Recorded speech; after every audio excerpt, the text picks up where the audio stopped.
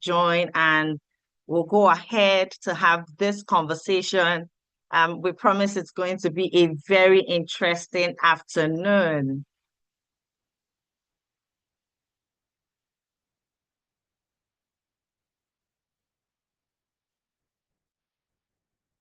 Good afternoon. Thanks for joining.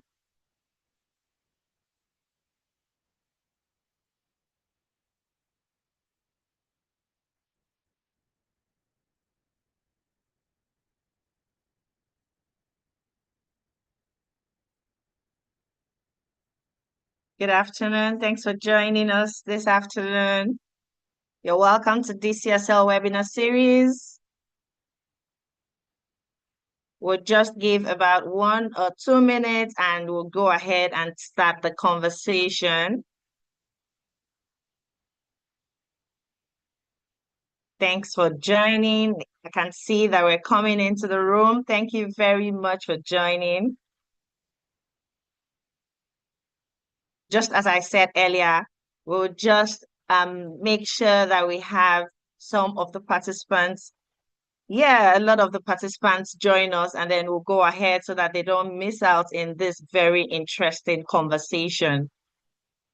If you're already on the call, this is a good time to start networking. You just need to use the comment section to introduce yourself, tell us about you. You could just type in your name, where you work, what you're looking forward to gain from this webinar series. It's a great opportunity to network, I promise you.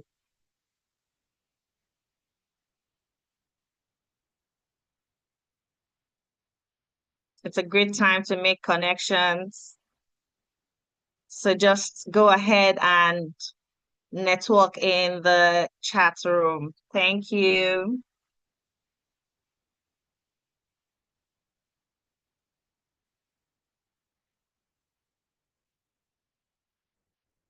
Good afternoon. I can see us joining in.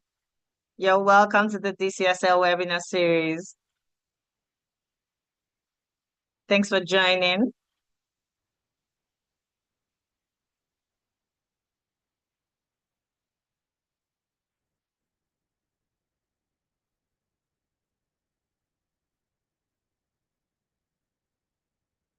Okay, so we have given enough room for some participants to join. We are very sure that the other participants will join in the course of the conversation.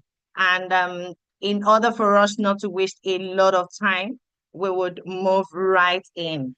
Good afternoon, everyone. My name is Chibozo Adaobi, and I am pleased to welcome you to today's webinar, Protecting Value, Intellectual Property Essentials for Creatives and Tech Innovators.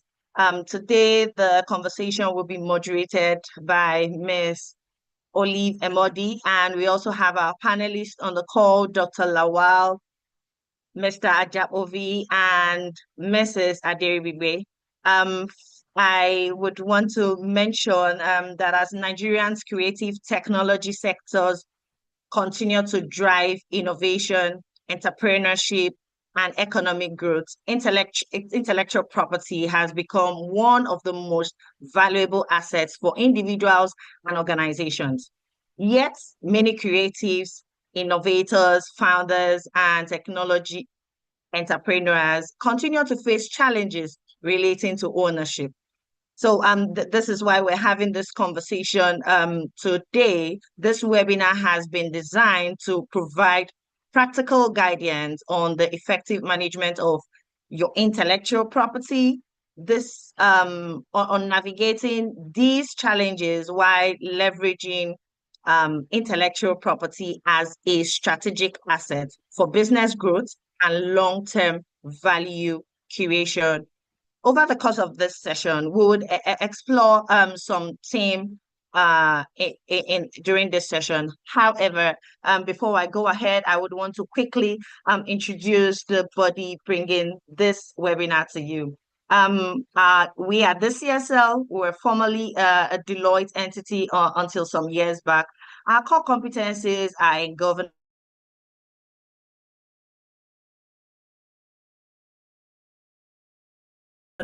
company secretarial, training, also business and compliance advisory. We operate from our head office here in Lagos with an operational branch in Abuja. As I mentioned earlier, these are some of our service lines and some details of other things that we do. During the course of this session, we will explore the key themes which include ownership and protection of intellectual property in the creative and tech sectors, intellectual property rights in collaborative, digital, and employment-based environments, common intellectual property risk, infringements, and misconceptions affecting creatives and innovators today. We would also be looking at the practical approaches to protecting, licensing, and commercializing IP assets, the role of IP in strengthening innovation, competitiveness, and business sustainability. Our distinguished panel of experts will share practical insights, legal perspectives, and real-world personal experiences.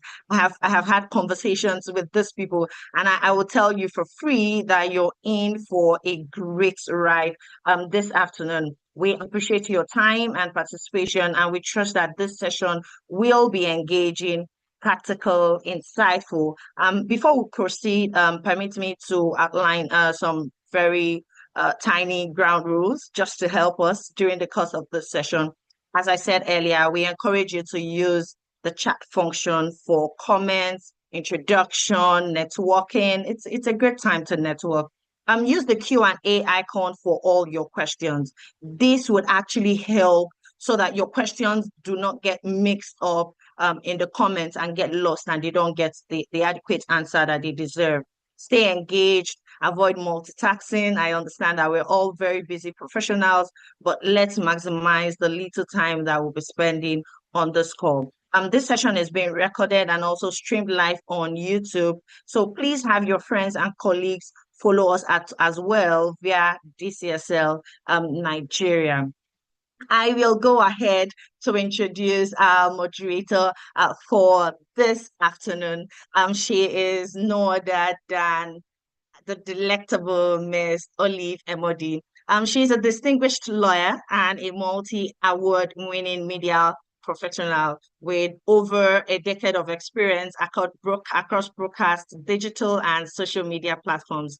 Renowned for her versatility, eloquence, and commanding presence, she is one of Nigeria's most respected voices in news, current affairs, and live event hosting. She's a two-time recipient of the prestigious Eloy Award for TV Personality of the Year 2016 and 2022. I would not want to go ahead to read about her because I'm sure that a lot of us already know her. She's someone I have admired so much from across the room, and it's been a delight doing this with her. Beyond television, Olive is a highly sought-after master of ceremonies, bringing exceptional poise and professionalism to high-level events spanning corporate, policy, lifestyle, and entertainment sectors. Her legal training combined with her media experience makes her a compelling communicator, adept at engaging diverse audiences with clarity, depth, and charm. I'm sure that in the course of this conversation, you would agree with me even more than I have said. At this point, we would want to meet some of you in the room by getting to hear what you feel about the questions that will be put up. We'll be putting up a poll shortly. We want to get your responses. We want to know how you feel. We want to know what is your level of knowledge about IP. It would actually guide the panelists on how to move this conversation forward. The poll will be coming up shortly. Thank you.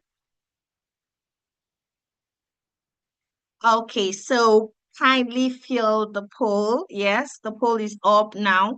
We have the first question. How would you rate your current understanding of intellectual property rights as it relates to your work and business? I will tell you personally that if you're able to answer this question at this time, it would help you do an appropriate review later during the course of the class and even when the webinar has ended. The second question, which IP-related risk poses the greatest challenge to your organization? Which IP-related risk poses the greatest challenge to your organization or creative work?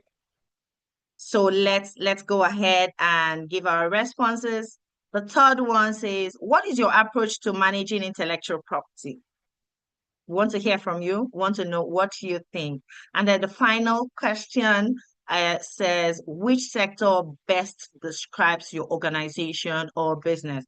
It's important to us to know the people in the room. So tell us the sector that you are here from.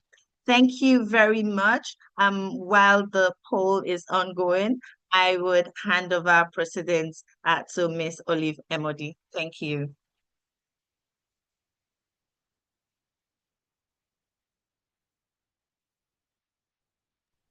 Thank you very much, Adobe, for holding the fort.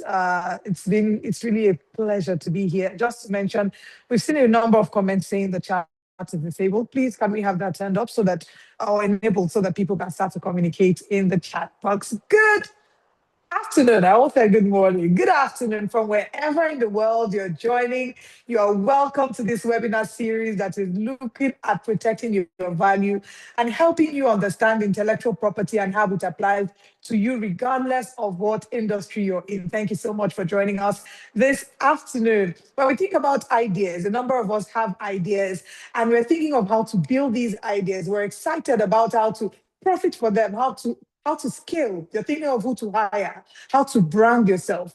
But what many people don't stop to think about is how to protect these ideas, how to decide what you own and protect it, regardless of what industry you're in, as a tech startup, as a founder, a creative, a business owner, an entrepreneur in any industry.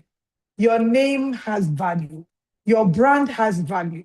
The value you have to give cannot be, overemphasized. And this value must be protected. But what we do is we often focus on the exciting parts, which is the creative, fleshing out, thinking of how to scale, how to announce on LinkedIn, to say, I am excited to announce that, how to announce on social media. But we're not thinking about how to protect ourselves until there's now problem. But what this webinar is looking to do is to ensure that we start to prioritize protecting this value from the very beginning and not waiting till there's a legal problem before we then start to prioritize our value, seeing it as an asset, a business asset right from the very beginning. Our theme today is protecting value, intellectual property essentials for creatives and tech innovators. And like Adobe rightly introduced, I'm a lawyer, but I'm also a creative. I work with New Central Television as a host, where I host a daily TV show. I'm also a creator, having created my own YouTube show at the right hand. It's on my YouTube platform, Olive Emodi. So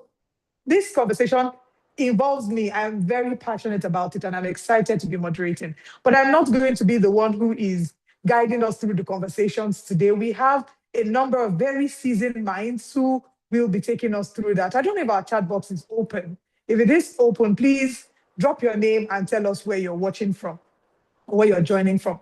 But I'd like to introduce our panelists.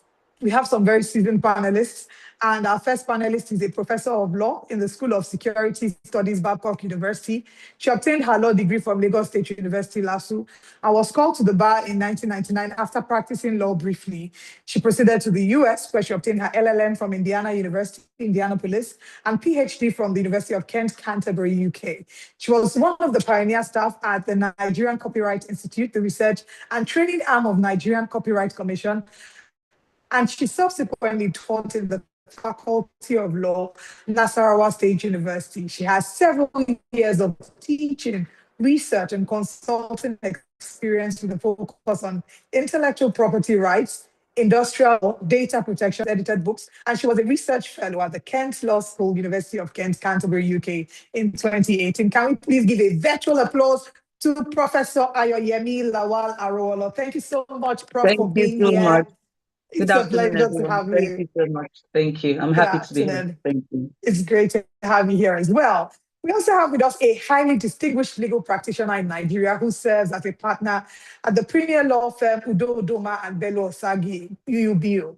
Renowned for his exceptional expertise, he was elevated to the prestigious rank of Senior Advocate of Nigeria in late 2025. Throughout his career, he has built a formidable reputation by specializing in intellectual property, dispute resolution, telecommunications, media technology, and entertainment law. In his active practice, he regularly advises top tier international and domestic entities on complex matters, ranging from patent and trademark protection to film finance and production deals. Prior to his current role, he honed his legal acumen as partner at Abraham and Co. and through key associate positions at Stratton Partners and Chris Ogumbanjo and Co. He is academically grounded with an LLB from the University of Benin and an LLM from Suffolk Law School in Boston. He's a qualified notary public and a fellow of the Chartered Institute of Arbitrators UK. His deep commitment to the global legal community is reflected in his active memberships with the International Bar Association, International Trademark Association, and the panel of neutrals for the Lagos Court of International Arbitration. He's consistently recognized by leading legal directories like Chambers and Partners, and he stands out as a leading authority and a frequent contributor to corporate, regulatory, and arbitration law in Nigeria. With a virtual applause, can we welcome the learned SAN Mena Ajakmobi. SAN, thank you so much for being here with us, Leonard Silk. Thank you. Thank you. It's a pleasure to be here, and I look forward to having a good time speaking about a topic that is most dear to me. Thank you. Thank you very much. It's great to have you here as the only man on the panel today. We also have with us the co-founder and managing partner of Gray and Silicon Legal Advisors and an internationally recognized expert with more than 20 years of experience advising on issues at the intersection of intellectual property, technology, and data protection law.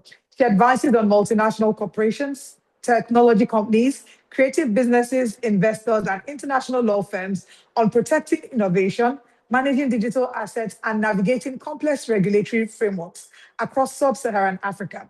Before founding Gray and Silicon Legal Advisors, she spent 17 years at Jackson, Etty and Edu, where she became a partner and the head of intellectual property practice, pioneering specialist practices in commercial, intellectual property, data protection, and privacy, as well as technology, media, and telecoms. She's widely recognized for her contributions to intellectual property and technology policies. Recently, she led the development of Nigeria's first comprehensive body of knowledge on generative AI and contributed to pioneering Africa's first digital Gen AI governance framework, a framework which has now been adopted by the Lagos State government, supports responsible AI development. She has been invited as an expert to contribute to several policy initiatives convened by the United Nations and the World Intellectual Property Organization, including serving as an expert contributor to the UN SecGen's High-Level Advisory Board on AI.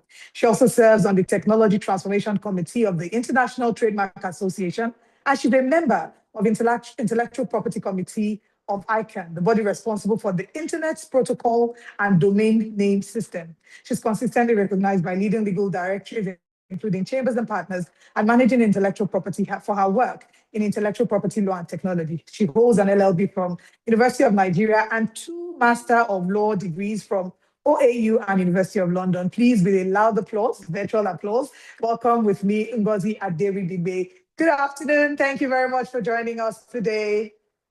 Thank you for having me. All right, let's get into the conversation proper. I can see that our chat box has been open. Yes, it was important for me to read the profile of all our speakers so you understand the depth and the wealth of experience that we're bringing to you.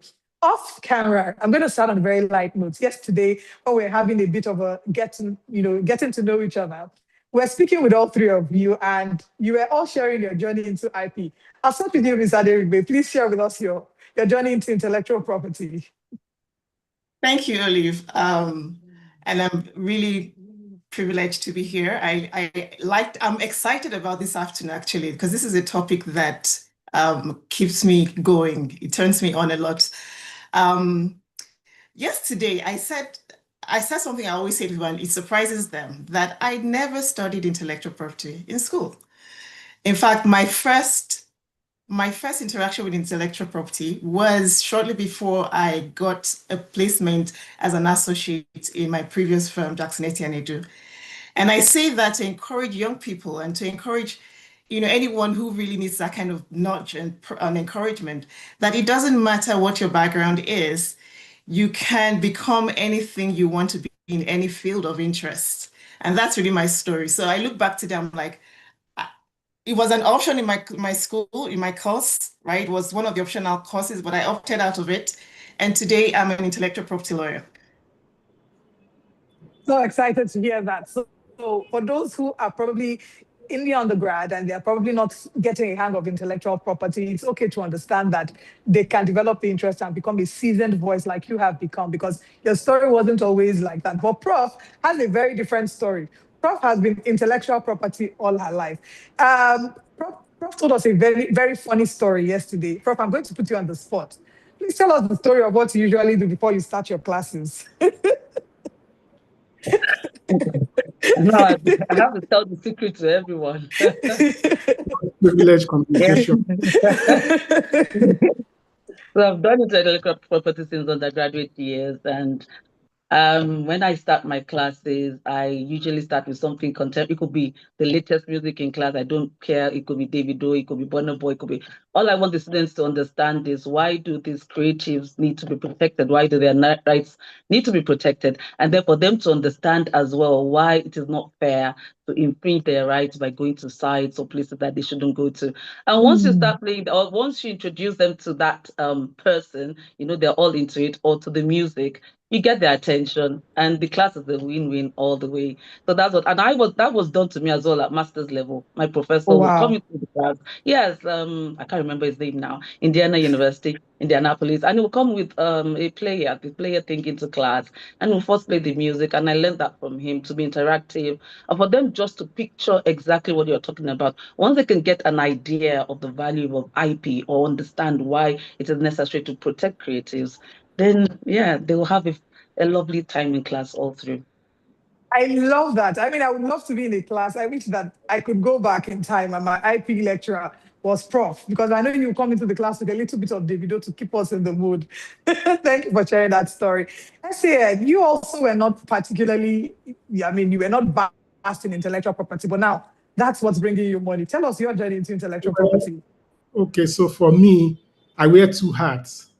First of all, as a lawyer, as a practicing lawyer. Then the second hat, I'm a movie producer. I have 3 movies tied to my name, and they are award-winning. My first movie won 6 awards at AMVCA at AMA. Then the second movie also won AMA. So as a lawyer, first of all, I started IP as part of practice. No, I didn't learn it in university. The only time I did IP was during the masters. I just did a course in intellectual property. So in terms of intellectual property, my practice has spanned over 30 years, doing what everybody should do in intellectual property. Every aspect of it, mine is experience. It's not, so it's day-to-day experience.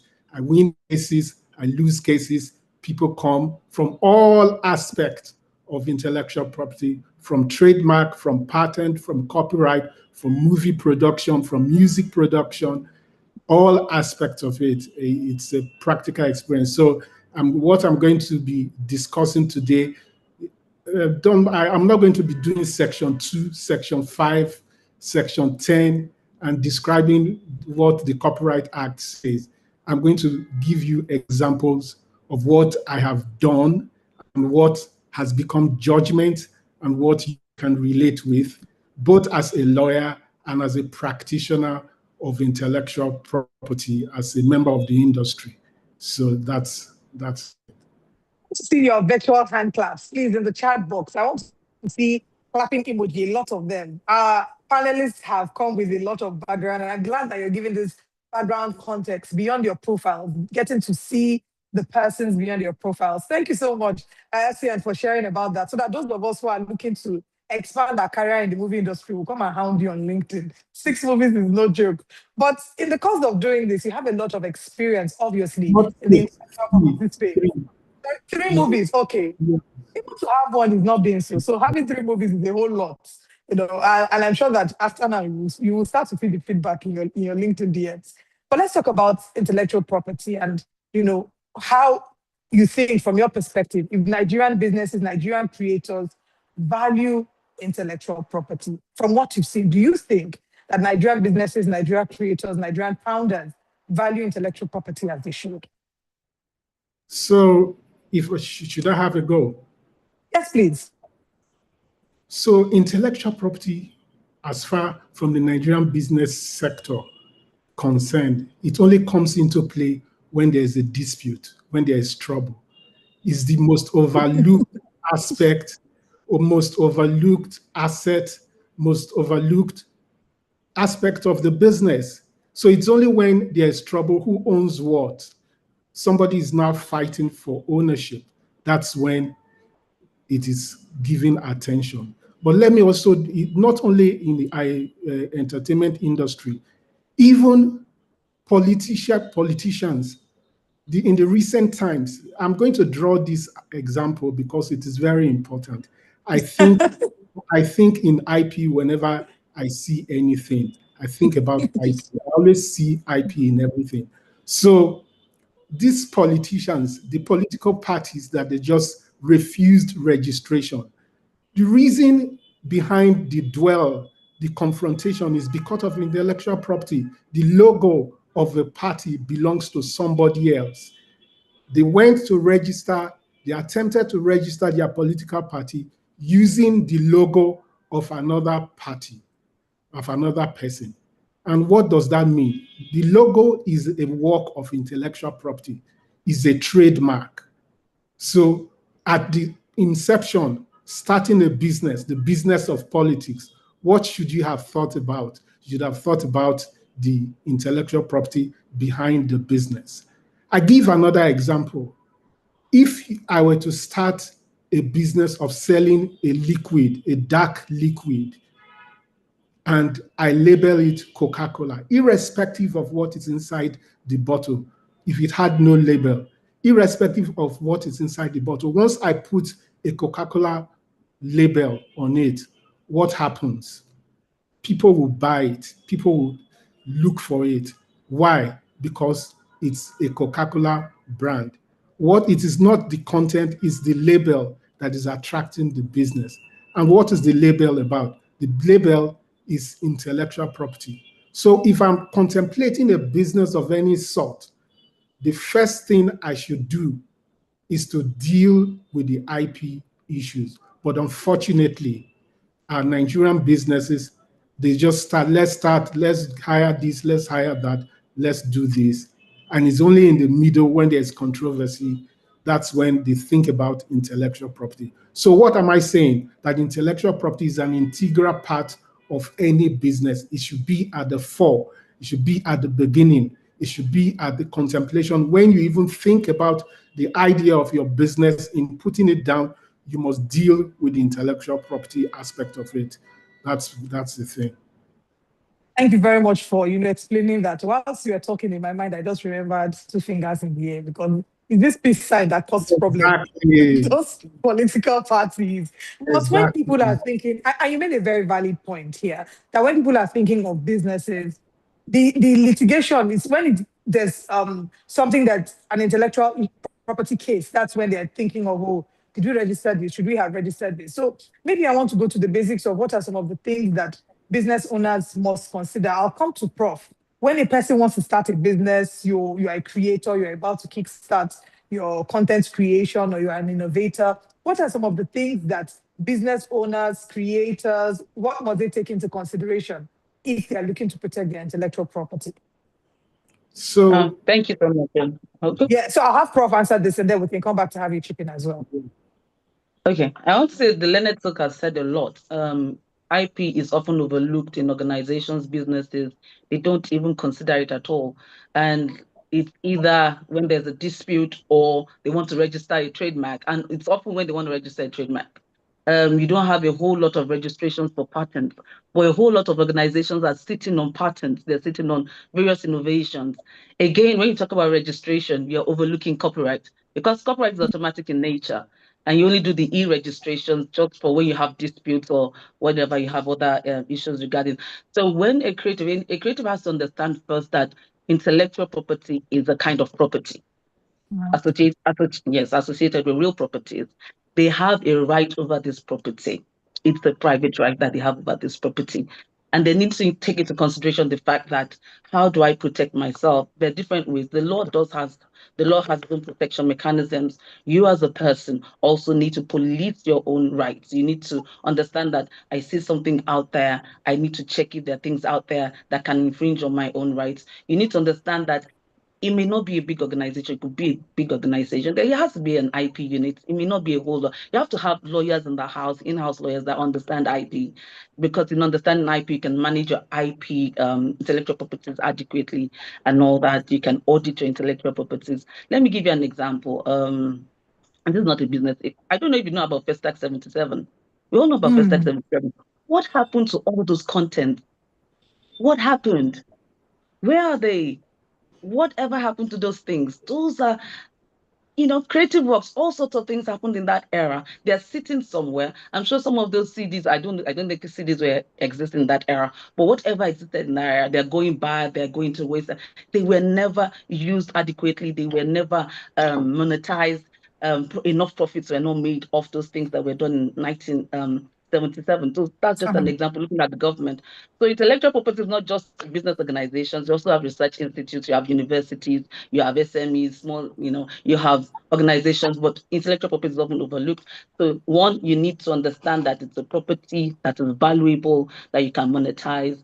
Two, you have to ensure that property is actually original, it's actually your own idea, it's new, so that at the end of the day, you won't claim what is already out there. And when it comes to copyright issues, originality means not copied. So you have to ensure that it is original, it is a novel idea, it is new, it's not out there. Once you're certain of all those things, that thing actually came from you, because a lot of copying is also going on. That's why you have a lot of counterfeiting, a lot of duplicating logos or symbols and all that. So a creative has to understand that this work is original, not gone around copying, and then they need their works to be protected. They need to understand value, and in understanding value, you understand protection. I hope I've been able to answer your question. Wow, wonderful. IP is a kind of property, it is valuable, must be protected, ensure the property is original. I want to expand on that, but I want to take it from a different aspect. I'll be bringing in Mrs. Aderigbe into the conversation now, and I want her to speak to us because Mrs. Aderigbe has a vast experience in the area of artificial intelligence. The concern is in this era of trying to determine what is original, and artificial intelligence comes into play. How do we find that fine line? Is there some form of protection mechanism? How do people enforce originality when there's artificial intelligence, come into play in the current field? So I have Mr. Aderigbe answer that, and then we can come back. Thank you. Thank you for that question. And I'm going to build on what Prof has said, which is that intellectual property is first an asset, right? An asset is anything that is capable of delivering value. And so for a business, whether you are in the AI space or not, you are looking at intellectual property from a business angle, from the potential it has to deliver value to your business. Now, I know within the context of AI, the specific point you're raising, there are questions around how do you determine what is original, what is intellectual property.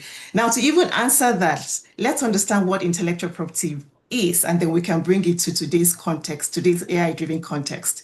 Now, intellectual property refers to products of the human creativity. It means that as humans, one of the things that stand us out from any other being is our ability to innovate, to think creatively, to think intelligently.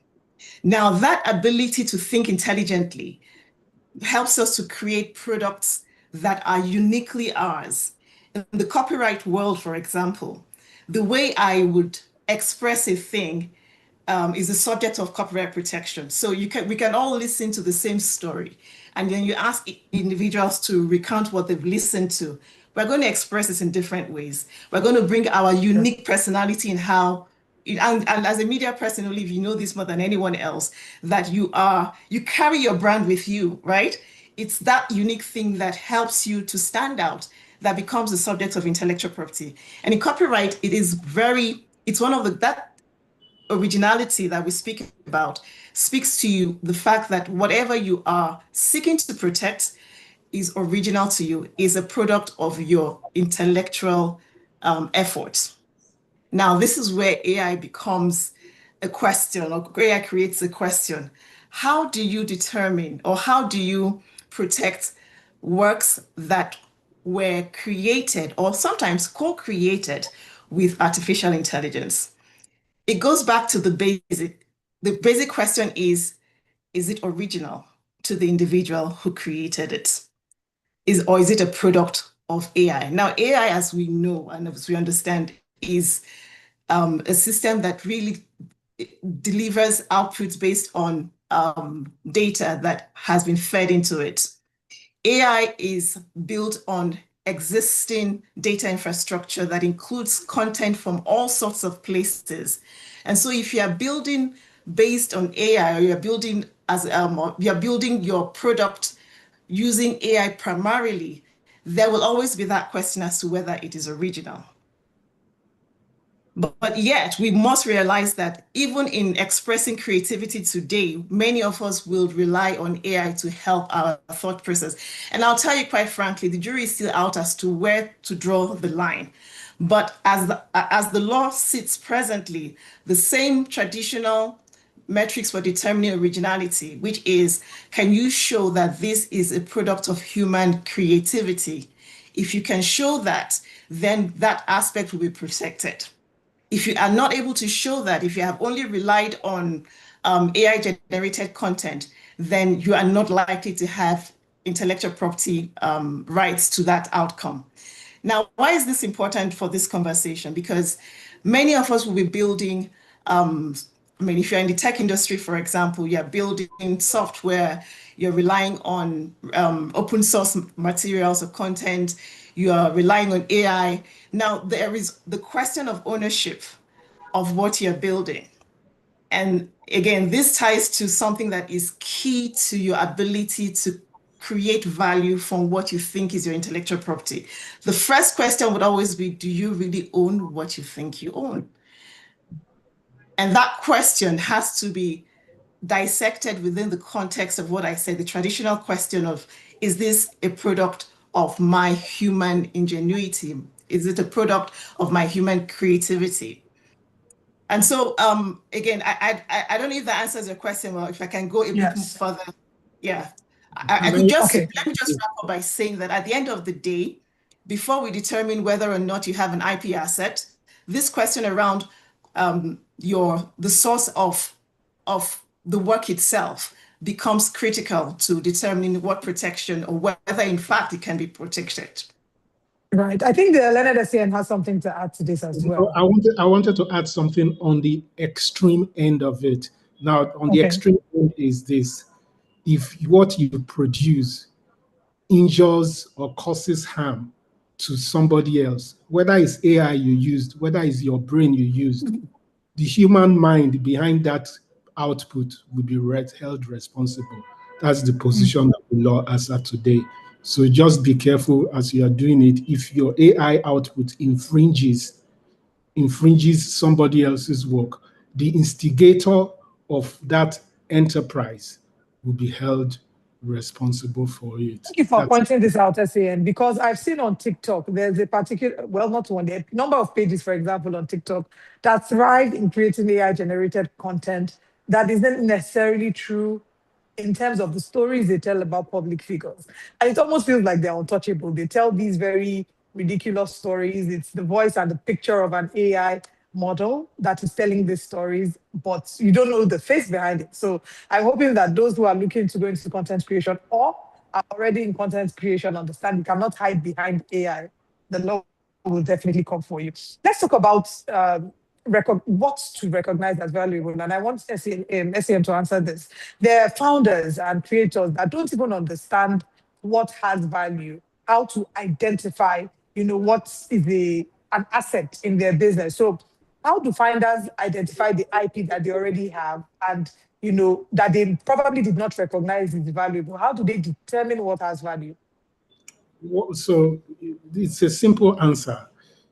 What is it that you have that another person can collect, can take away from you, can copy, can utilize, can take it away from you without sweating? What is it that you have? You took time. What output do you have that you took time to create? Then all the other person needs to do is to copy it, is to take it. What is it that is something of value? What are the things that you created? So, for instance, you can't talk about acquisition of a company like Coca-Cola without talking about the trademark or the recipe. The recipe is locked up somewhere. I was doing a case against, well, one of these, let me not mention names, but the case had to do with a live show, a reality series. So there was an infringement of, there was an allegation of an infringement of the reality series. And the only question, they said we infringed their work, we infringed their work. I said, okay, no problem. Where is your literary work that was infringed? Where is the script? He said it's locked up in his country somewhere in a safe. And did we go there to take it? Has it been broken into? He said no. How did we now copy what you said you have? So in the context of what I've just said, the thing, the item of value in that business is that literary work that they had to lock in a safe. In the context of Coca-Cola, the item of value is the logo, Coca-Cola logo, and the recipe that is in a particular place in Atlanta. So those can give you an idea of what is valuable in a work. Now, I give another example. Two businesses, the same kind of businesses. One engaged a software writer in Bangalore in India. And they insisted, okay, we'll give you, use it as much as you want to do, but you just be paying us a license.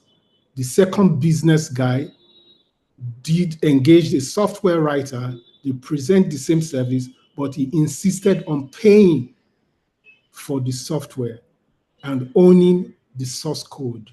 The source code is the foundation of the software. The first business just they wrote it and they gave it to him. He paid something for it, but the people who wrote it continue to be the owner. Now, which of these two businesses has more value? Is it the one that is paying rent for the software that is using to do his business, or the one that bought the source code and became the owner of the source code and the software that is using to do business?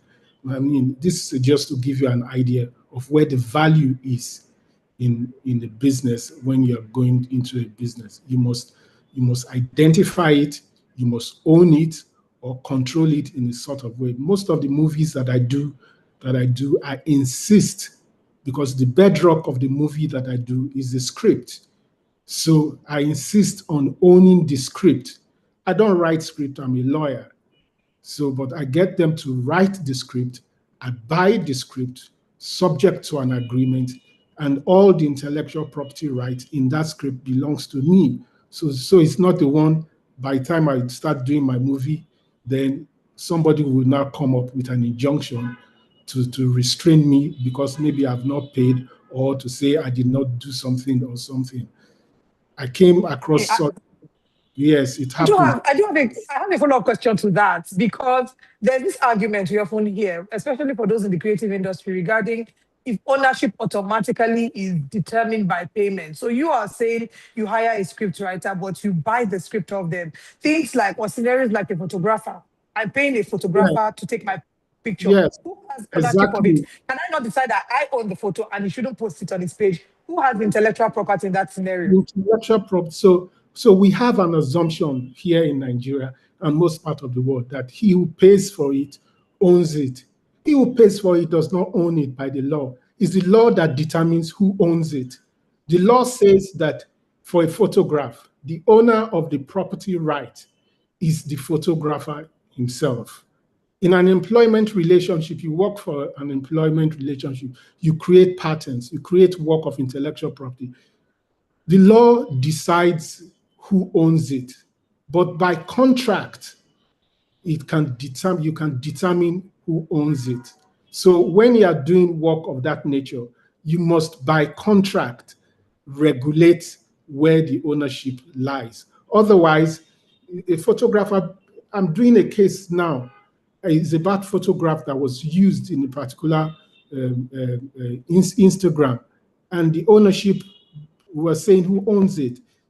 It belongs to the photographer, not the guy whose picture was there. The ownership belongs to the photographer. And it also, with regard to music that are made, when you hire people, the producer, you hire a producer, you hire a songwriter, you hire a number of people, all of them come together to produce it in the name of artist, in the name of Davido. Who owns it? The law says specifically that the author of that song, even though it was not written by Davido, even though it was not, Davido did not play the instrument, it is the person at whose instance those production was made, that is the author. So the law has fixed who it is. So this, the fact that you paid for it does not mean it's yours. You have to find out. That's why you have to go to Ngozi to ask Ngozi who owns this work. You have to go to Prof Wow. to ask who owns this work. Where does it fall? There's a lot more to it. It's not Okay. just an assumption. Okay, I would come back to you. I do have a follow-up question. I would like you, when I come back to you, to speak about people who, because I'm sure that as some people are watching, they are thinking to themselves, made this mistake, and this person can actually bring up a case against me in the future, how they can remedy that. But I want to go to Prof. If an organization realizes that it has unknowingly infringed another person's IP, what should it avoid doing within the first 48 hours? I find it difficult to accept unknowingly, and that takes us back to Not unknowingly really, because infringing. even in these days, Prof, you make videos on Instagram. Yeah. Back when Instagram started, we used to be able to use people's music even from the Instagram app. Now it's even a problem. They'll tell you it's a copyright issue, but the song was available on your app. Yeah. And that's ignorance of the law. Like the But Prof, Netflix law, the if I law can exists. stop in, Prof, before I lose my train of thought, Okay. people can actually use it. I'm involved in a litigation right now, a production of a movie, and one of the scenes was in a gallery. He paid, Wow. it was in a gallery, in an art gallery. I leave the rest to your imagination. Some of the artists are now scrambling to say that they use their artwork. That's what. Yes, that's a litigation that I have in my hand. Oh, wow. I can't Wow. discuss Doesn't. further about it because it's sub No, judice. it's okay. It's okay. So, Prof, how do people handle that? An organization, an In- individual realizes they've infringed on another's Unknowingly IP. infringed on. Okay. No, A lot of things have been said, Olive. A lot of things have been said. AI, creativity, AI, originality. Olive, I'll ask you a question. What is new? Is anything nothing new? feels, no, nothing is. So we're inspired by everything around us. So there's no, yes, it can even be knowingly, be inspired by something around you.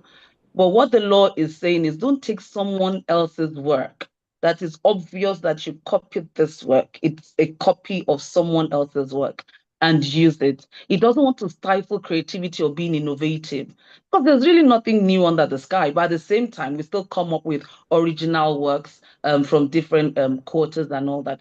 If you look at the Copyright Act very well, Section 2, you can actually have an original work. based on something you copied from somewhere else. Check that in the Copyright Act. If you have an original work, but it shows that you're influenced or there's some form of, for instance, you have a film and there's a book that inspired that film and that actually becomes an original work, okay? Then that work still remains original. If somebody else should copy that original work that has something influenced by another original work and then you now copy, that person still has rights over that work against you. Okay, so unknowingly means ignorance of the law, and that is why a lot of awareness is needed.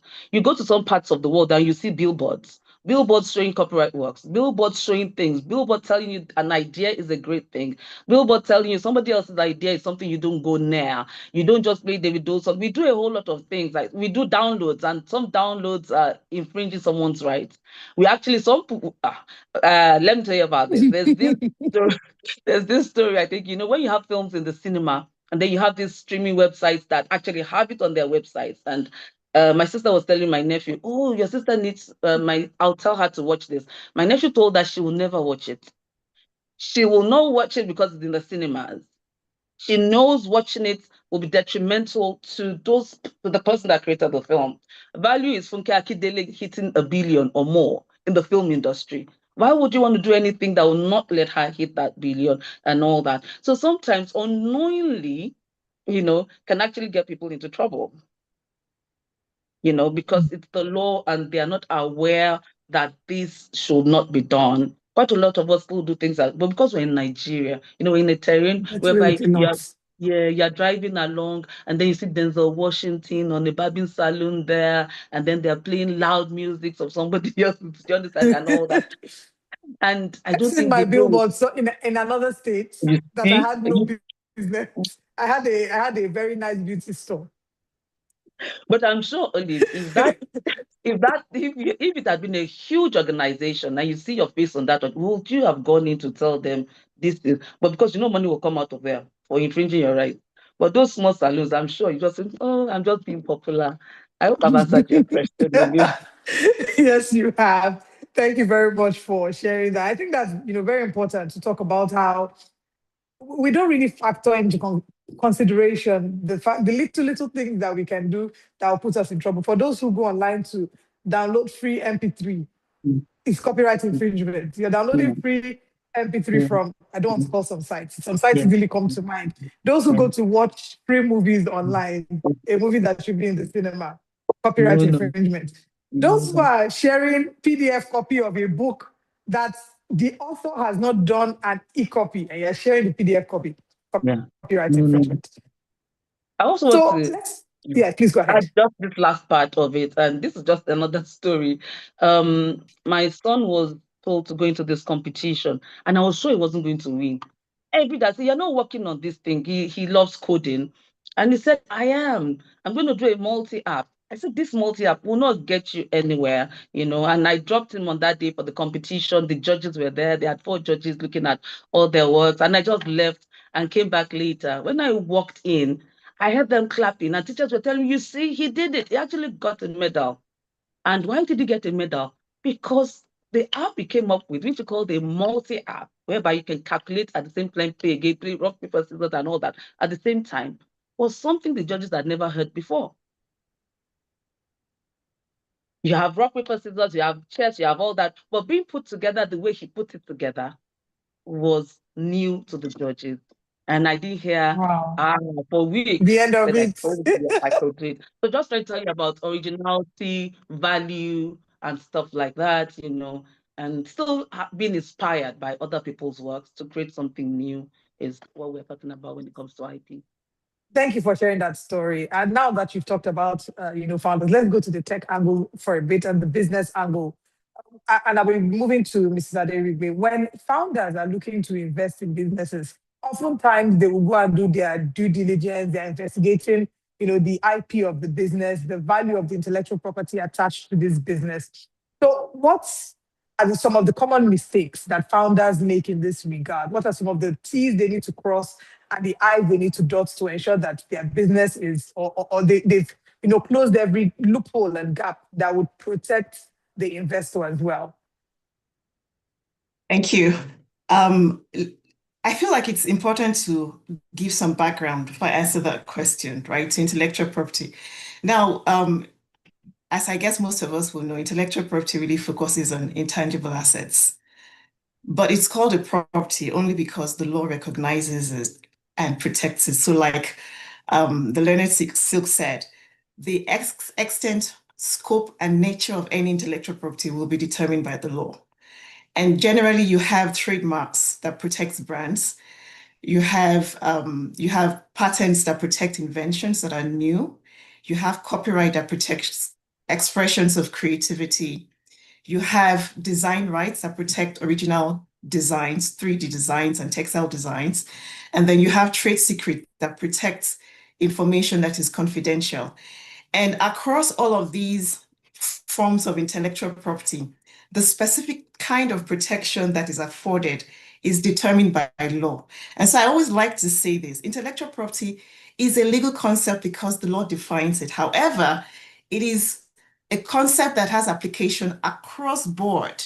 Whatever kind of industry or business, whether it's technology, creative, because we're talking a lot about creative industry. And someone who has a retail business is wondering, so how does this affect me? Or somebody who has a manufacturing business.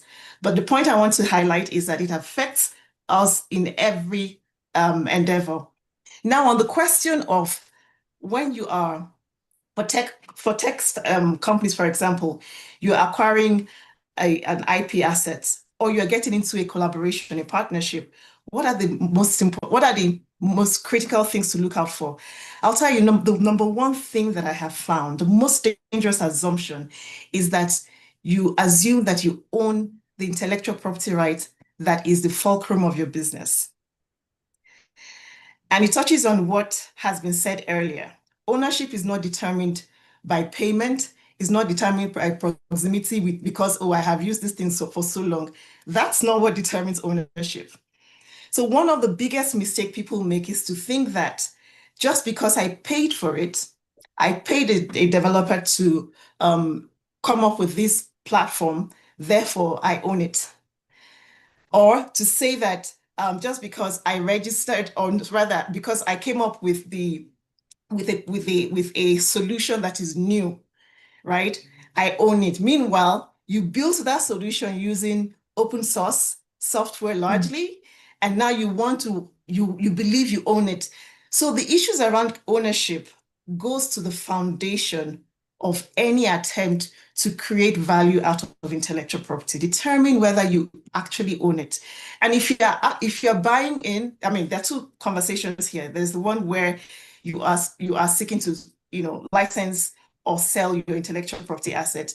There's the other one where someone is seeking to buy. In both situations, you must have an IP due diligence conducted. One of the best examples of what can get bad when these things are not done is a case that happened way back in 1998. But I remember reading that case and it defined how I saw my IP practice, right? Because in that case, this is a case, and some people might know it, but it's the case that had to do with the purchase of the Rolls-Royce business. So Rolls-Royce was being sold by the owner of the business, and there were two competitors that were bidding for it. There was Volkswagen, and then there was BMW. Now, Volkswagen had a better offer on the table. So everybody assumed that they were going to get, and indeed they got it actually. They bought the business, the Rolls-Royce business. However, something was missing. They assumed that by buying the Rolls-Royce business, they had rights to the Rolls-Royce trademark. Unfortunately for them, the Rolls-Royce trademark was held by a different entity altogether. A related entity of Rolls-Royce, but a different entity from the one that was being acquired. So at the end of the day, they paid all of this money to get the business, but the most important thing for market acceptance was the trademark, and they didn't have the trademark. And Volkswagen actually got the trademark, or rather BMW actually got the trademark. And it just highlights what can go wrong when you don't pay attention to intellectual property ownership questions. You can look at a business and assume, oh, I'd like to buy this business. And you do not pay attention to the ownership, who owns the right to the database, Who owns the right to the software? Do they have proper documentation? Are there things that are held down by trade secret, and what kind of measures have they built around those trade secrets to keep them actually confidential? And you just plunge in because you believe, oh, I have the business. You might find out that you have only bought you've only bought the casing, but the substance isn't there. So that's one of the things that I'll highlight. The other thing that I highlight is the fact that many times in going into these transactions, businesses forget to think about what will happen if it's a license arrangement. What will happen if the license arrangement falls apart? Who will own what? If you are you've licensed in a software, let's say you have accessed even something like an API, you have licensed in access to a database, right? And in the course of your work, you have had opportunities to actually improve that database. Who owns that improvement? Those are questions that might not come up while everything is happening and everybody is feeling good and the relationship is chummy. But somewhere along the line, if things fall apart, the question becomes who owns these upgrades to the technology that has been made. And those are the key issues that founders and businesses need to think about before they even get into those conversations. I'll wrap up my answer with this one line: conduct an IP due diligence to determine what the IP issues might be, so that you can prepare for them adequately. How do they conduct this? Okay, well, the best way to do it is to speak to a lawyer. Again, like I said, because lawyers understand the nature and the scope of intellectual property rights that would be within that transaction. But again, even from a legal standpoint, the starting point is to understand what the intellectual property assets in question is. Right. If you're thinking about acquiring, let me just use an example. You're thinking about acquiring a pure water company. There is the machine itself. There is the brand. There's know-how of how to process the water, to purify the water. There is the design element for the casing of the bottle. So there are layers of things to be considered. There is the marketing side that often has a lot of copyright work embedded in them. It's pulling out all of these IP assets and analyzing them. What's the most important thing that I need for this acquisition? Why am I acquiring this business? I'm acquiring it because I like their market share and I want to be able to take advantage of that. Then you need their brand for sure. You also want to have their know-how. If the business is accepted in the market because their know-how provides a unique quality that the market recognizes, you definitely want to have that know. And that know-how might not be registered anywhere, which is another thing to highlight.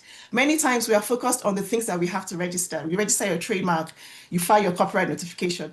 But the vast majority of intangible assets that companies have are actually not registered. And trade secret is what I'm talking about. Wow. Okay, thank you for opening our eyes to this. I want to come to Prof. And I would like to build off what Mrs. Aderigwe has just shared with us. She's talked about a number of things, but she's also talked about the emerging risks that organizations need to anticipate. And I was wondering if you can add to that and also speak to how businesses, individuals, and organizations, founders, can decide what level of information to share. Because in the process of registering their intellectual property, there's some private confidential information that is being shared. So how do they determine what should be shared, what should be kept to themselves, what should be publicly registered? How do we find that divide? Okay. Yes, thank you to Ms. Aderigbe. She said a lot, and I took one thing from there, bundle of rights. She's so right on that. For one thing, you can have a bundle of rights in copyright, in trademarks, even in patents, all put together in the same place and all that. IP auditing is also an important thing. A whole lot of organizations do not audit their IPs. They need to check. They need to understand how to manage these IPs. What intellectual properties do they have? What is categorized as intellectual properties? Again, I must agree with Aderigbe that you need a lawyer. But please, when it's an IP matter, you need a lawyer that understands IP to do the right thing. So I agree with that. Auditing, checking for risks and all that. What is theirs? What is not theirs? What can get them into trouble? What can what can get other people into trouble when using what is theirs and stuff like that. So a whole lot of things need to be done. Then takes us back to the fact that what the learners said from the beginning, it's often overlooked in most organizations. And it is actually the core. It's a revenue driver. You understand? It makes them competitive in markets, but people don't even see it. Copyright, it cannot just be about registrations. Copyright plays a whole lot of role. See, can you mention an organization, maybe the little ones, that does not have a website? The website has information, IP addresses, trademarks. It's there. Some even indulge in the use of AI and different other things and all that. There's still this issue with it. As long as technology keeps coming up, the law is always running after technology and all that. We try to catch up. But the most important thing is for organizations not to get into trouble. There's this scenario someone told me about and was asking for my view. It was not even the organization itself, it was someone in the organization through their internet and started going to a site it wasn't meant to go to, downloading where it was not meant to download. And that organization actually wrote to this organization saying someone in your organization is doing some things that are infringing our copyrights, our intellectual properties, and all that. So a whole lot of awareness, again, I go back to awareness and education and training, needs to go on in all organizations, meaning they need to consult with lawyers who know IP. They need to create an awareness so that they don't get into trouble. Apart from that, they need to create an awareness about their assets, intellectual property assets. They're bound. They're in so many places that people don't even see them as assets. And that's where we need to take it from. Organizations need to be more aware of this. And as much as possible, if they have in-house lawyers, have lawyers that understand some IP, or if they use external lawyers, make sure that these external lawyers know what to do when it comes to IP. So IP is really about law and about Yeah. creativity and innovation as well. Yes. I All hope I've right. answered Thank your you very question, much. Lily. Thank you Can very I add, much, Papa. Let's come to. can I add Okay, yes, I something? was going to come to you anyway. Please go ahead. So it's just to highlight the importance of the IP in an acquisition or in a collaboration or when you're considering doing business. For instance, when you start a business from the onset, usually you overlook the IP. But after a while, that business becomes the business of the IP itself. Without the IP itself, that business does not exist. So, for instance, now Google trademark is worth $291 billion. It started with as an ordinary logo that they used to sell computer. Coca-Cola, the logo itself, the trademark, is now $60 billion. It started as the sticker to sell Coke, to sell something. The same way, there are some businesses that I can call now. But to my surprise, I was invited to advise a company recently over a potential trademark dispute. And we found out that this company that has been in Nigeria since the 60s had not registered any trademark. Now their neighbor doing the same business is trying to clean them out. Where do we go from there? My goodness. I just said to just drop that. Okay, thank you very much. You spoke about joint ownership, partnership. At what point would you discourage that? What are some of the red flags that you would see and you say, you know what, two of you don't bother going into business. Don't do joint ownership of your IP. Well, can two work together except they be agreed? I'm sorry, I have to do that. Can two work together except they be agreed? That's what the Bible says. But if there's a meeting of mind, once there's nothing an agreement cannot take care of. That's my attitude to it. Once there's a common cause and they are agreed on all aspects of issues that can bring problem, I mean, there's no point. They can go. They can give it a go. Most of the businesses in the world today, they were started by two people. Microsoft were two people. Apple were two people. They also had people collaborating with them. It's all about collaboration. But in collaborating, there are things that you have to identify. what are we collaborating for? What are we Absolutely. creating? What are we creating? Who is paying for it? When, how are we going to exploit it? When it's time for exploitation, can I exploit it alone? If there's an infringement, am I entitled to sue alone without you? It's like having a joint account. Everything goes well in signing for monies to release monies from the account. Everything is perfect until the day one of the signatory is not around.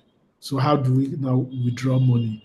But if those things are attended for in a comprehensive agreement, memorandum of agreement at inception, that you want to go into an enterprise, you want to go into a business, we sign an agreement.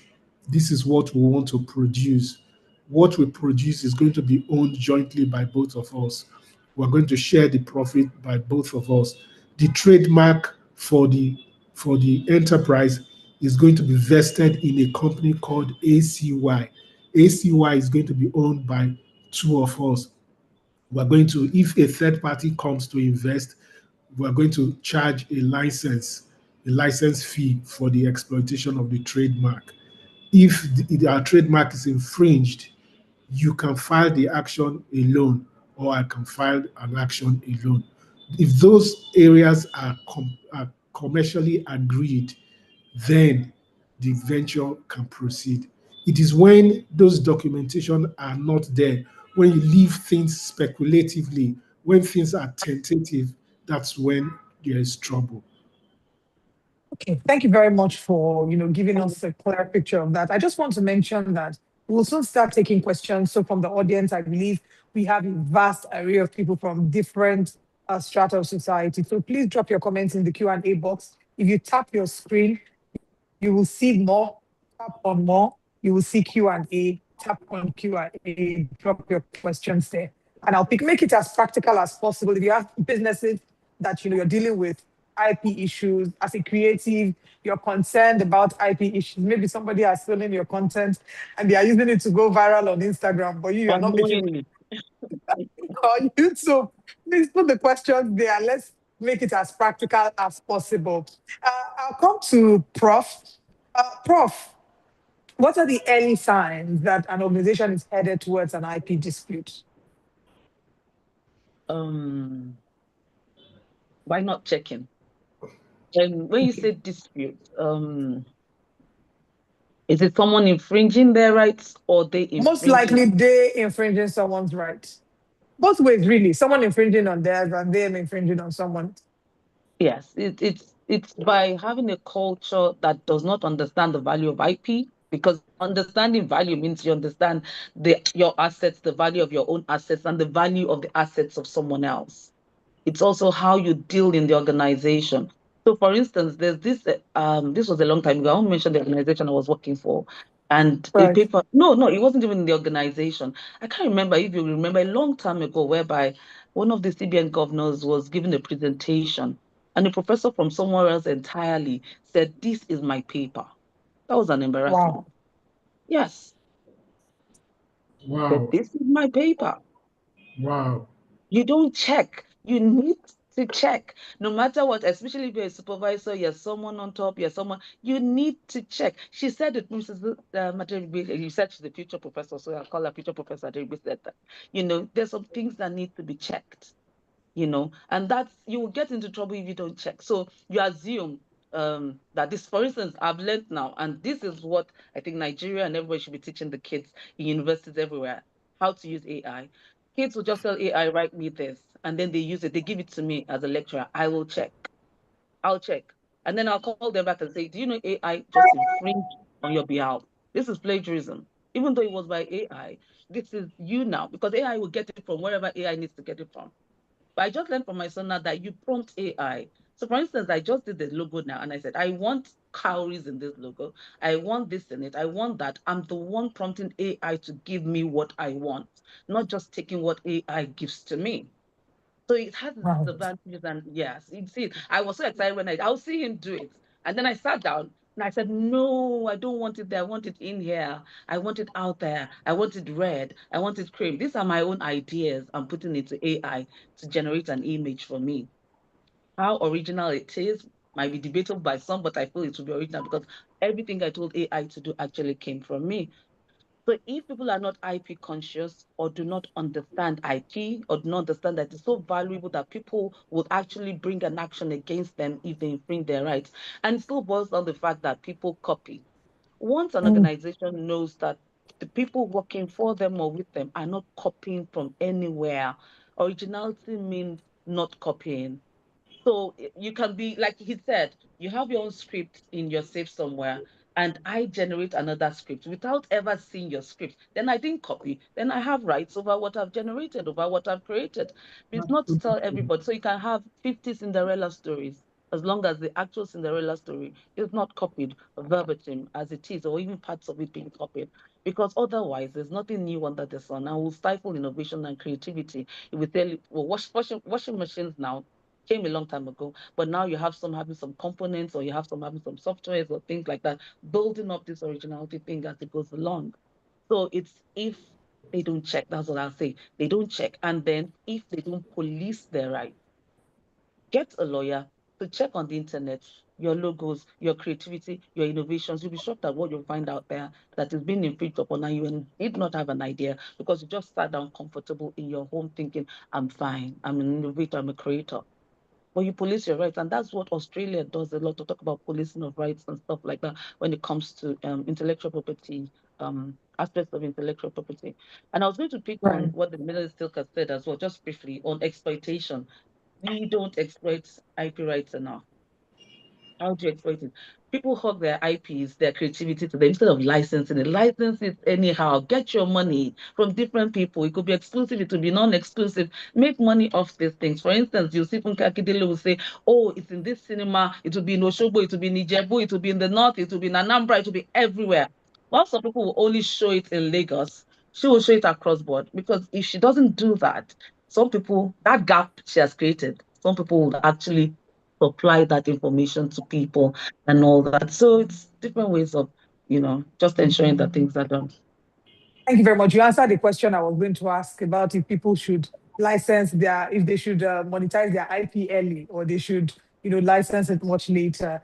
I want Mrs. Zaderigbe to talk about why what we find is that IP is rarely discussed at board levels. There's more of a reaction when things have gone wrong. So how would you suggest that boards move from, reactive oversight to strategically stewarding intellectual property from the get-go?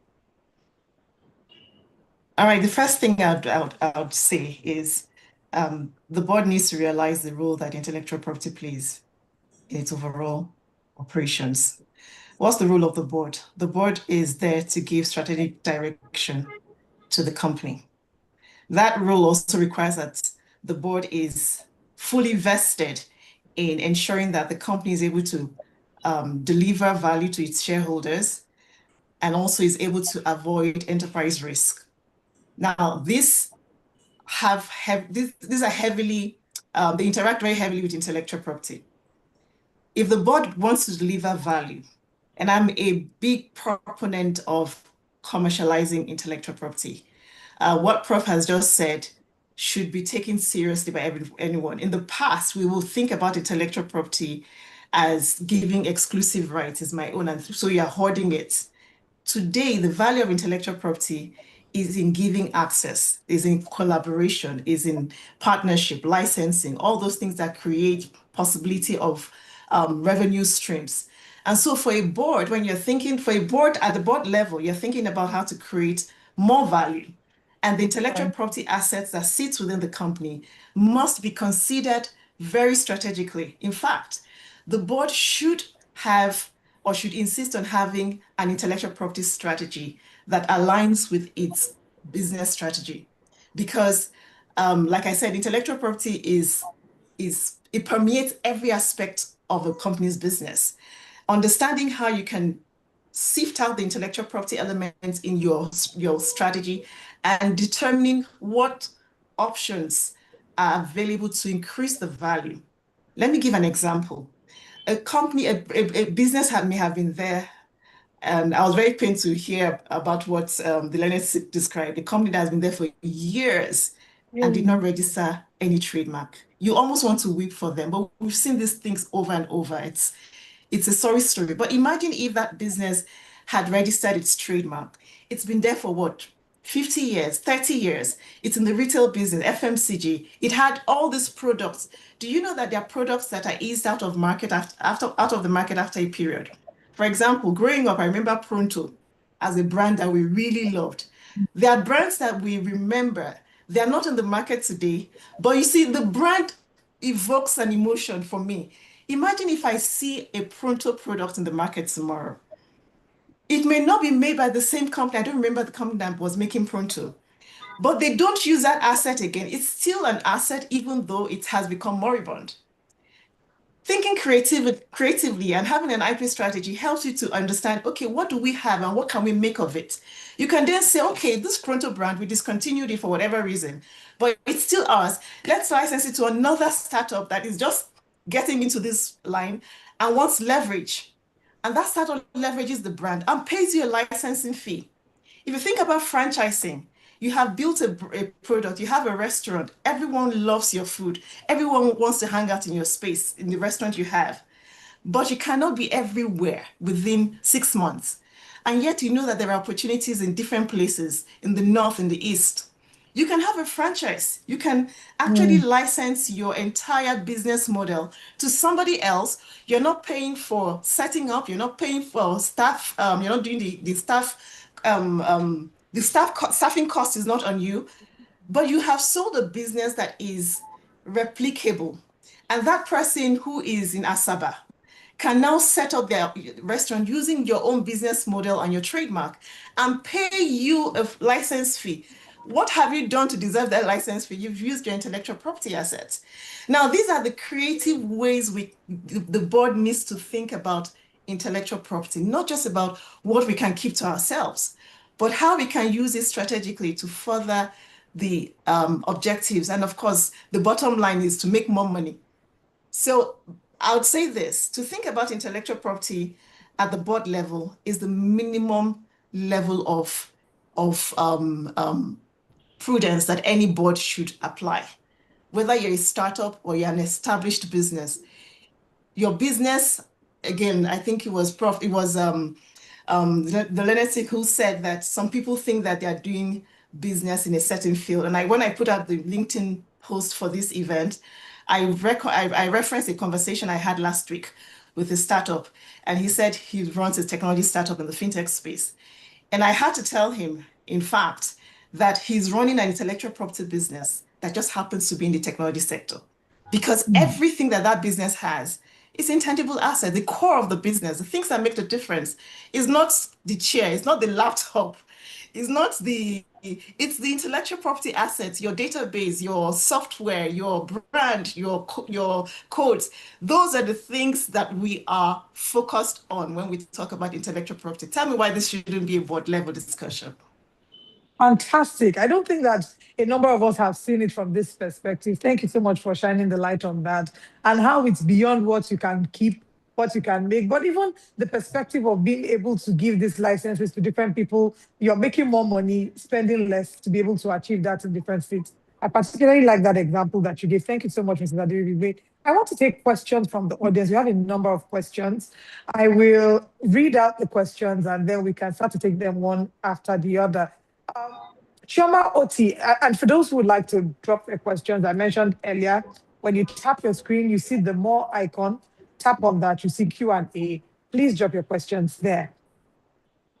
Chioma Oti says, I work with creatives and we have scenarios where they want separate payments for usage rights during the contract period, different from the consideration paid for the creative work for the same contract period.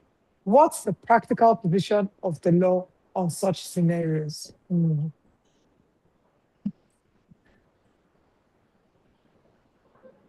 So please, who will be willing to answer? Let us say, I can take it. Okay. So it's a contract, and the law will not intervene in the personal contract of two parties. So it's all negotiation, what they want and what they want out of the business and what the contract owner wants out of the business. So if you want to pay for something else, an adjunct or a separate thing in the course of the contract. So for instance, if the contractor or the person engaged has a product of art that can be an additional value in the course of the business. For instance, let me just give an example. Um, um, when you negotiate with artists to do a movie, one of the conditions that you put into the engagement, the contract, is for the artist to post the finished product on his Instagram or on his Facebook handle. That is publicity. That is an added service that that artist is bringing. He's entitled to demand for money for it. But you also, as part of the relationship or part of the contract, you can make it buy one get one free. And if I engage you to act for me in my movie, you must, as a condition for engaging you, you must be able to post in your Instagram page. So if you are contemplating to bring it into the mix at the time of engagement, then you have it covered. But if you failed to do that, the artist is well on his right to insist that he gets paid for it. Right. I mean, if, as an artist in a sense myself, I recall that there are a number I've hosted many events, but not every event makes it to my social media page. So for some clients, I would give it as an add-on. For some others, I decide, no, I'm not going to post about Yeah, this. You know, but so I think it's demand that drives it. Demand drives yeah, it. So you might negotiate yes. yourself out of the deal by insisting that you are not going to post. So I hear you on that, SAN. But then again, sometimes in the course of negotiation, when the talent is negotiating with the client, there's some where it's like, okay, I'm bending over backwards. So in that case, it's a cost that is required. If you're covering an event, for example, you're getting them to come and cover their editing, you're paying the people that are covering it. So that's an added cost that will then be so dependent on how much you're being paid. In other situations, it's also your relationship, like you mentioned, your relationship with the client. But yeah, I think again, I agree with you, SCN, in terms of these are things that should be discussed at the point of Yes. hiring them. For me, it's a whole package. If you're coming into my project, you're coming in with everything that you have. It's very important, especially for actors. Yes, it's Yes, defined because I actually, agree. an aspect of product placement, for them to put your movie on their page, you are placing your product on their page. It's product placement, and they are entitled to Yeah, a legitimate expectation of compensation. So what you do in that situation is to negotiate a ballpark figure, and yes, you now insert an obligation. You must give me space in your page 5 times or 10 times for a period of X number of months or X number of days. So it becomes brilliant. a contractual obligation. Now, I'm not supposed to Yeah. be saying this here because this is free advice. See a lawyer. That's it. That's it. We have to be lawyers. Call lawyers. This is see any of us. Okay, I still want to take another question on for creatives before I go to the tech founders. I'm seeing some other questions on licensing. We'll take them. Someone says, is it commercially and legally safe to vest ownership rights in the creative works of the creatives and grant perpetual license to the company or brand paying for those creative works? So I believe either Prof or Dr. Devi, this is Aderi, yes, prophetic. Could you please take this? Can you take the question again? Okay, is it more commercially and legally safe to vest ownership rights in the creative works on the creatives and grant perpetual license to the company or brand paying for those creative works? I'm trying to imagine. So, for example, if I'm creating a video, I'm hired to create a video for a brand, I have the ownership rights. Should the ownership rights be with me? and then there's perpetual license to the brand that I created that for. Okay, so my assumption is that I'm answering this question on the assumption that the person asking is owns the content, right? And not on the other side of the transaction. And yes, it is better to keep ownership of your IP assets and give a perpetual license. Now, a perpetual license is a license that doesn't have an end.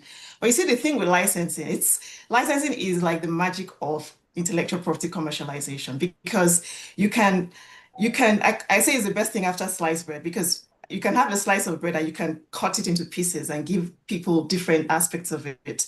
And that's how licensing works, because you can have the right and give a narrow license. So if you're licensing to, say, a streaming company, you can give them streaming rights, but you can still have merchandising rights. You can have rights for airlines. If it's a film content, for example, you can have rights for airlines. You can still make other uses of the work. But giving a perpetual license, sorry. They've given context to that. Let me read the context the person has given. It says, the creative works are not trademarks or patents. Things like user-generated videos for brand promotion and the likes. Can I contractually maintain moral and ownership rights on the creator and retain a perpetual license? Yes, if you are the creator of the content, you can own the license. Now, and you can give a perpetual, sorry, you can own the rights, the ownership rights, but give a perpetual license. Let me tell you the big difference between ownership and a license, because sometimes a license can be very broad. It can be as narrow, it can be as broad, right? So you're giving a perpetual license to say the company can use this product or this content however they want to use perpetually. But you see, as an IP owner, you have certain IP rights, right? Which would include control. Control is a big part of your IP ownership rights. Now, a perpetual license that is broad might impinge on that control, because your control is limited to what you have given out. But if you are able to even cut out a narrow piece of license, that a narrow piece of use that is not given out as license, then you still have control over that. So the way I would look at it from a practical standpoint is, what does the company licensing it need it for? Give them the rights that are suited, customized for that need, and retain every other thing, so that they can exercise that right, but you still have some aspects that are still within your control as the IP owner. All right, thank you very much for that answer. Awonuga Salami says, I'd really appreciate if Dr. Ayodele could talk a bit on franchising and intellectual property rights. I didn't get that. So this person is asking if Prof can talk a bit on franchising and intellectual property rights. That's Awonuga Salami. Oh, okay. Okay, let me just, okay, sorry, a bit distracted. Franchising, intellectual property rights, looking at trademarks and all that. So franchising, as simple as I can talk about it briefly, the KFCs and the other maybe food industries and other industries that you have in Nigeria that have parent industries in other places and all that, whereby you have an agreement to set up the same thing. It has to be the exact same thing. And in these situations, you have trade secrets going on, you have different things going on, you have trademarks going on and things like that. You are permitted to actually do whatever the organization or the company is doing, based on, again, we're coming with licenses and all that and things like that in this situation and all that. And these things are protected by intellectual property, by the person that set it off. The same protection is accorded if it is along the line of usage for wherever you are. In Nigeria, it's obvious that we have so many. The one that keeps coming to my mind is KFC. We know where that comes from and all that. So franchising is someone going in. I heard it's not a cheap thing to go into. Why? Because you have to follow the specifics. It has to be as it is. You have to give, like my brother came in and he said, oh, Burger King, do we really need to buy Burger King? Does it taste the same? I said, exact the same. At least the one I go to in Ikeja, and all that. So there are things in there, which contracts, licensing agreements and all that also play when it comes to franchises and stuff like that. There's a follow-up question to that, Prof. Olalekan Akinwumi says, between license and franchise, which one is better for a startup? Between license and franchise?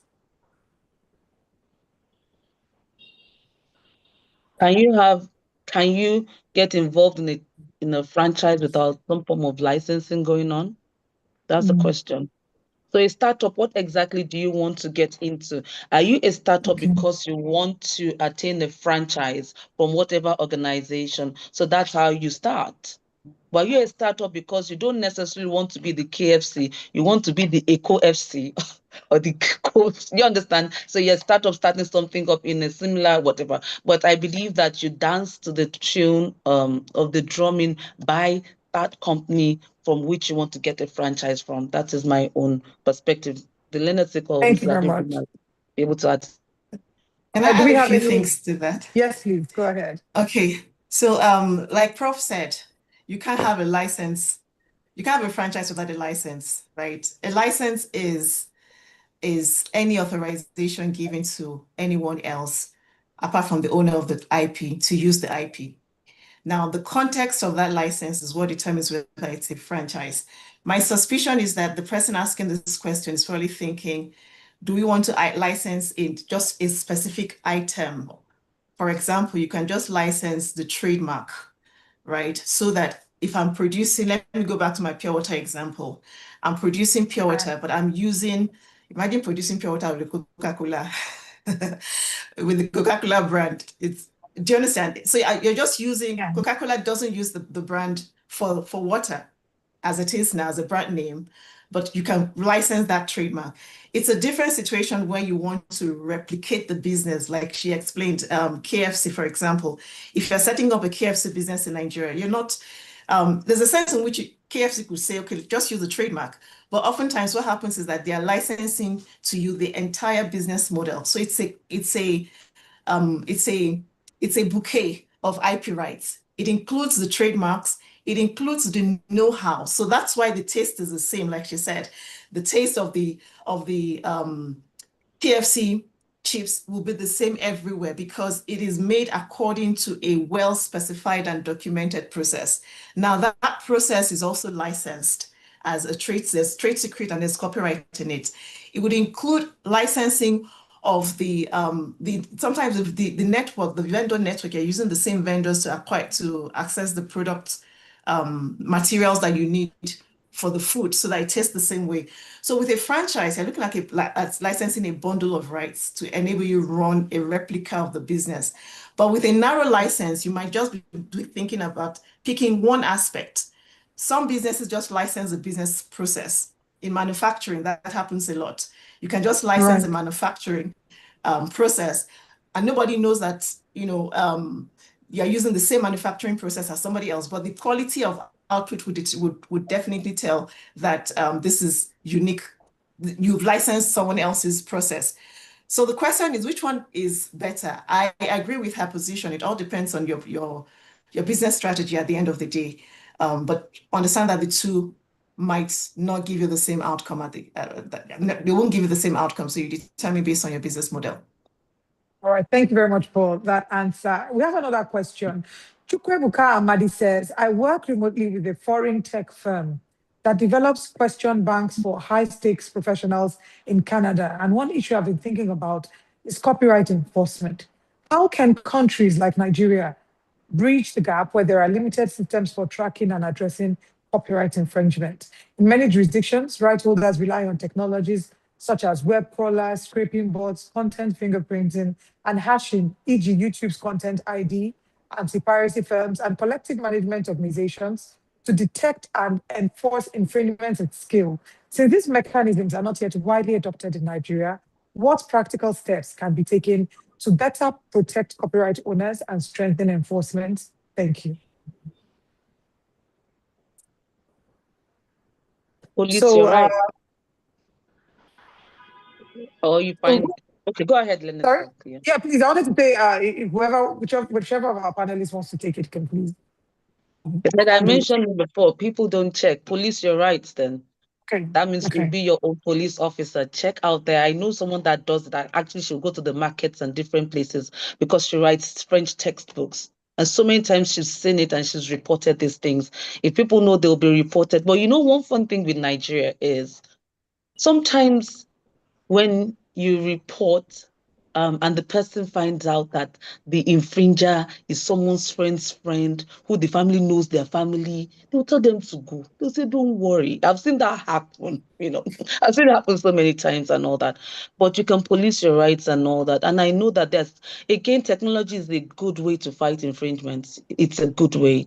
One way or the other, Nigeria is getting there, maybe little, different things. We have lots of coders, we have lots of software people going on. Give them an idea of what you want going, but we don't police our rights enough. Once you know you have assets out there, check to see what is going on, and you can do that yourself. All Yeah, right, thank you very much for that. Elena Deseni wants to add something to that. yeah, Prof just took it out of my mouth. There's a statement that is said this way: if you sleep on your right, nobody will enforce it. If your rights are really valuable to you, you will find a way of enforcing it. I am really wary of this statement. These things are not in Nigeria. We don't have there's something in Nigeria. Nobody enforces anything. The laws are not there. The laws are there. It is you that you look for the law. If it is really of value to you and you really want to enforce it in Nigeria, you'll find a way of enforcing it. There are various laws. It's just people not taking time or taking advantage of it or getting the proper orientation and knowledge that is required to enforce these things. They are there. We have cyber security. We have the Copyright Act itself. The Copyright Act is just like every other law, just like every other country in the world. In the issue of AI, everybody is trying to adapt to it. Technology is always faster than the law, and everybody is trying to adapt to it. It's not only Nigeria that is trying to deal with AI.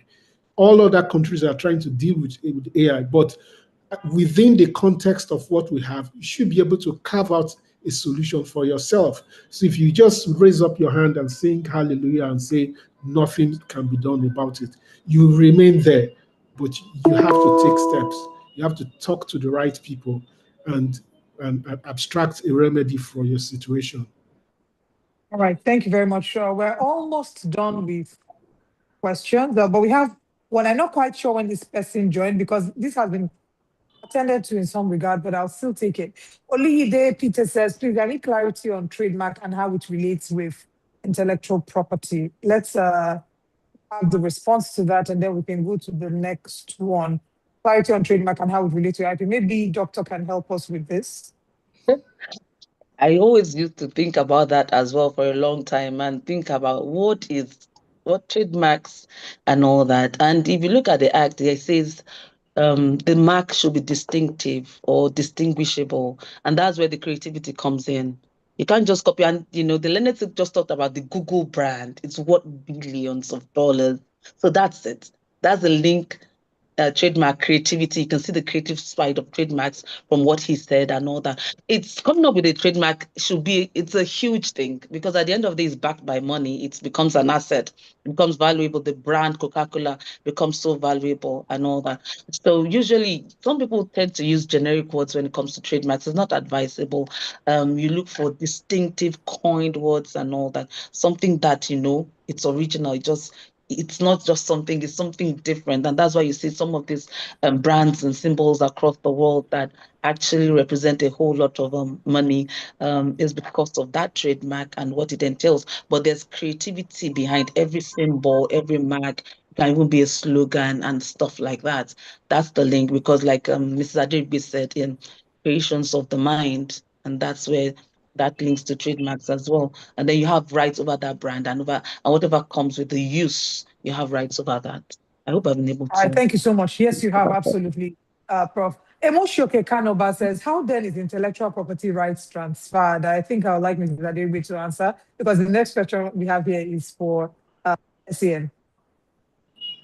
Okay, so I'll answer that question, but let me just add something to what Prof said about trademarks. Okay. I think something that oftentimes businesses fail to realize is that getting your trademark registration is like just owning a box. You're a new business, you don't have any goodwill, you're just starting out, nobody knows you, but you get that trademark registration. It's like you have a box. As you build your brand, as you apply your creativity in establishing yourself in the market, you begin to acquire goodwill. People begin to like you. People begin to want to use your products. all that becomes what you're filling into that trademark box. So Google, for example, the first day they came up with the name, it didn't mean anything to anybody. But what has happened over time is that they have put in valuable things into that box. Now that box is worth so much. So that's the way I think about trademark. It gives you the box, and then your creativity in the course of business helps you to accumulate value into that box. Now, on this question around, I've forgotten the question. Only please help me. What's the So question? transfer of intellectual property, how is it transferred? Thank you. So intellectual property can be transferred like any other property can be transferred. Remember, it is property. Prophet established that earlier on. It is like any property, like you have a car, you have a house. How do you transfer it? You transfer it by an assignment. If you want to do an outright transfer, it will be an assignment, and that has to be documented, right? You could also, but I think in terms of transfer, it's really by assignment, right? Which has to be, it has to be captured in a document. There has to be an instrument that confirms that you're transferring it to somebody else. And licensing is a different thing altogether, but transfer has to be by legal documentation. Right. So this question is to SAN, and this is, of course, because of what you had said earlier, that payment does not equate ownership. So this question is from a creative who says that they have paid a logo designer to design my logo. I have then gone ahead to trademark this logo. Have I committed a breach? How do I regularize it if I have? So that requires another level of advice. But let me say what I can say. When you are engaging the person to create the logo for you, there must be terms of engagement. Was it on the understanding that whatever he creates belongs to you, or is just for you, is giving you a license to use that trademark as a trademark for your business? Because the creator in creating it owns that work by law. He created the logo. He's the one that did it. But if it was work for hire, which I suppose, which I suspect, or which I logically expect that it should be, you would have paid him, and whatever output from that creative enterprise belongs to you. And when it passes to you, when he gives you a receipt, the receipt says that you are the owner of it. You can register that with regard to your business that you are doing, the goods that you want to sell. So eventually you own the trademark, and the trademark belongs to you. And the literary work of creation also belongs to you in that context. That's what you should. All right. Yeah. All right.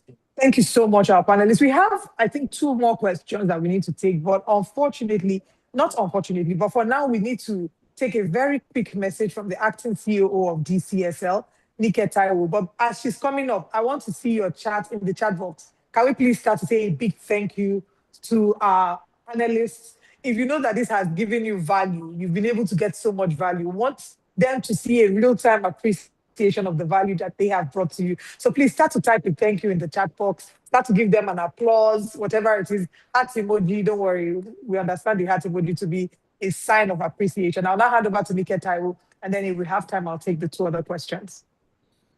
Thank you. Thank you so much, ma'am. Thank you so much for making this very very a very good session. On behalf of DCSL, I'd just like to say a big thank you to all our panelists for today. To our moderator, Ms. Oliver Moody, thank you so much for steering the conversation with clarity, depth, and excellent time management. I know that we're pressed for time, but you did keep us focused, engaged, and on track. To Dr. Ayoyemi Lawal, thank you for grounding us in the fundamentals of IP rights and traditional knowledge system. To our SAN, Mr. Mena Ajakovi, thank you so much for breaking down the legal essentials in practical terms. To Mrs. Ngozi Aderibigbe, thank you, ma'am, for bridging law and business so well. Your insights have been very, very useful. And to our participants, thank you so much for being here. We hope that the time that you've spent with us has been worthwhile. And we do hope that we also manage to take all of your questions as much as possible, so that we keep this conversation ongoing. Please remember to follow us on all our social media platforms. On Instagram, we are DCSL Nigeria. On LinkedIn, we are DCSL Corporate Services Nigeria, DCSL Corporate Services Limited, and on YouTube we are DCSL Nigeria. We want to keep these conversations going. Please remember to tag us as you take consider all that you've heard today and you want to make a post. Please tag us and we'll be sure to follow you back as well. I would just like to briefly introduce some of our services, our service lines. Adelby already did this. I will not bore us. So we're essentially corporate governance professionals. We are also lawyers. We do have a governance unit, we have a company secretarial unit, we have a full-fledged business and compliance advisory unit. So if you need any of our services, please remember to reach out to us and we'll be happy to help. For our forthcoming trainings, we do have 2 trainings coming up. We have one scheduled to hold in July the 21st and the 22nd. And we also have the executive directors workshop scheduled to hold sometime in September. Thank you so much for your time. For us at DCSL, feedback is very important. As you log out of this session, a feedback link will be dropped. Please remember to give us feedback. We want to continue to do this. We want to get better at what we do. So we'll be happy to receive your feedback for improvement. And we'll now just take the final words from the moderator if she has any, and our panelists, and it will be a wrap from us. But thank you so much. Thank you so much for that, ma'am. Thank you very much for that.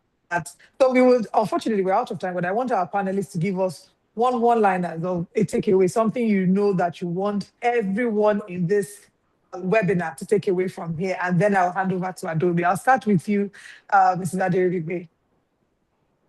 Okay, I'll repeat what I had said before. As a business, you might actually be in the business of creating intellectual property and just happen to be working or operating in a particular sector. Think about it that way, and it will affect how you deal with your intellectual property assets. All right, thank you very much. I'll hand over to you now, SAN. Yes, I would just add that the fact that you paid for it doesn't mean that it's yours. Find out where ownership lies, because the ability to exploit it is tied intrinsically to the ownership and everything that has been determined. So just be very careful and exercise due diligence as you carry out your enterprise. Thank you. Thank you for that, SAN. And Prof, please share your thoughts. Okay, it's really important to find out if you're sitting on intellectual properties as assets and then take them to the bank so that it's properly kept. That's all. You have a lot with you, but you don't know what to do with it. So find out what you have and do well with it. Thank you. Absolutely. Thank you so much, Dr. Ayemi Lawal. Thank you very much, Mr. Amena Jacobi, SAN. Thank you, Mrs. Ngozi Aderibigbe. All 3 of them are on LinkedIn, so please follow them. I'm sure they share hopefully more of this, and you can get to interact with them one-on-one on LinkedIn. My name is Olive MOD, and I'm active as well on all social media platforms, and it's been an honor moderating this session. I shall now hand over to the very incredible Adobe to wrap us up. And please, let's all follow DCSL. You can't be getting this level of value for free and you're not engaging with them. The very least you can do is to follow DCSL on Instagram, on LinkedIn. This video is live on YouTube. Share it to people within your community. Share the link on your WhatsApp status. That's not the only way we can say thank you to DCSL for this immense value. Thank you so much, everyone. I'll hand over to Adobe Chibuzo right away.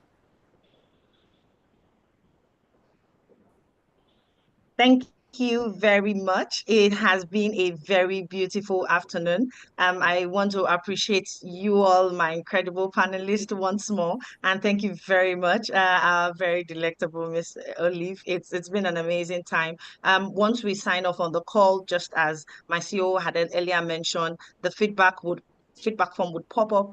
Please do well to fill it. It actually helps our growth. It helps us know where we got it right today, if there are some areas of improvement, so that we can do well, so that the next time that this session is coming to you, it's coming more packed, beautiful, and amazing. Thank you for tolerating me, my incredible panelists. You guys made this job so easy. Thank you very much. So on behalf of my MD, Ms. Bisi Ademi, we'll call it a wrap. Thank you very much. Thank you. Thank you. Thank you so much. Thank you. Thank you so much. Thank you, our incredible panelists, and thank you, everyone. Thank you, Bye. Lee. Thank you.